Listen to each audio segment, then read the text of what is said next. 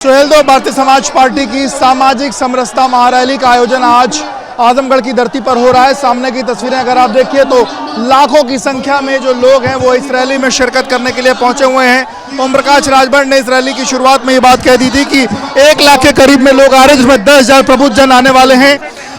ओम प्रकाश जी, 1 लाख के करीब में लोगों की भीड़ का दावा किया था, लाखों लोग दिख भी रहे हैं और 10,000 प्रबुद्ध जन।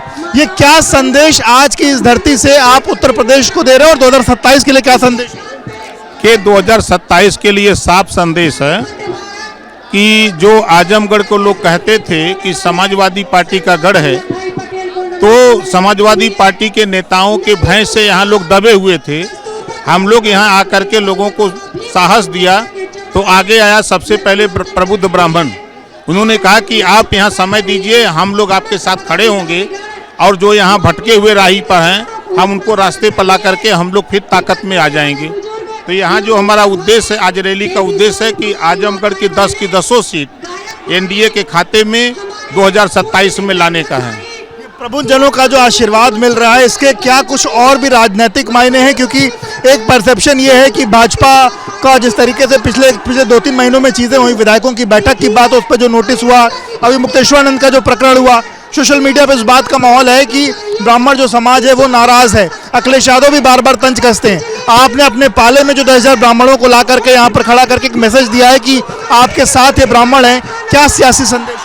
देखिए, हम सामाजिक समरसता महारैली इसी नाते किए हैं कि जो यहाँ लोगों का मनोबल दबा हुआ था आजमगढ़ में, उनके मनोबल को आगे बढ़ाने के लिए हमको जरूरत यहाँ प्रबुद्ध वर्ग की रही है। आज प्रबुद्ध वर्ग 10,000 की संख्या में यहाँ जुटा और सबको समझाया कि ओम प्रकाश राजभर की लड़ाई सही दिशा में चल रही है, आओ हम सब लोग मिल करके इस लड़ाई को आगे बढ़ाया जाए। चुनाव के बीच में इन सबकी याद आई या लगातार चलता रहेगा? भाई लगातार चलता रहेगा। ये तो हम जैसे आज यहाँ कार्यक्रम चल रहा है, 15 मार्च को हम महाराजगंज में करेंगे, इसी तरह का कार्यक्रम करेंगे महाराजगंज में। पूर्वांचल को 27 आते आते वो गर्म करेंगे कि जो कभी कोई सोचा भी नहीं होगा कि ये भी हो सकता है। यही बगल में 10 किलोमीटर दूर आपके सहयोगी अनिल राजभर वो भी कार्यक्रम करें। उन्होंने कहा कि उन्होंने आपको पर्ची भिजवाई थी कि अपना कार्यक्रम टाल दीजिए क्योंकि एक ही साथ दोनों कार्यक्रम हो रहे, पर आपने नहीं। वो झूठ बोलते हैं। अगर वो पर्ची भिजवाए हो तो उसका कोई सबूत है? हम 27 अक्टूबर से कार्यक्रम को लेकर तैयारी कर रहे थे।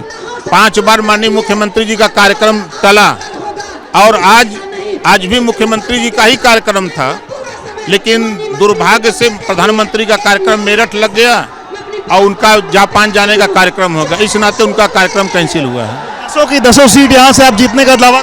निश्चित। यहाँ से कौन लड़ रहा है चुनाव? अतरौलिया से? वो तो तय होगा चुनाव के समय। अरुण राजभर यहाँ से चुनाव? अभी ऐसा कुछ नहीं है, अभी ऐसा कुछ नहीं। सपा का गढ़ हिल जाएगा? अब आपके सामने है।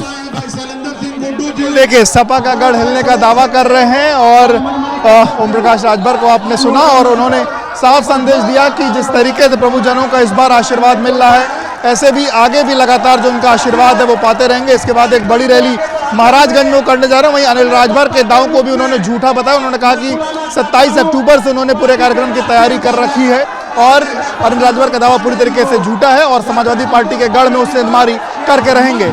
कैमरामैन प्रेम सिंह के साथ विवेक राय, बीपी न्यूज, आजमगढ़।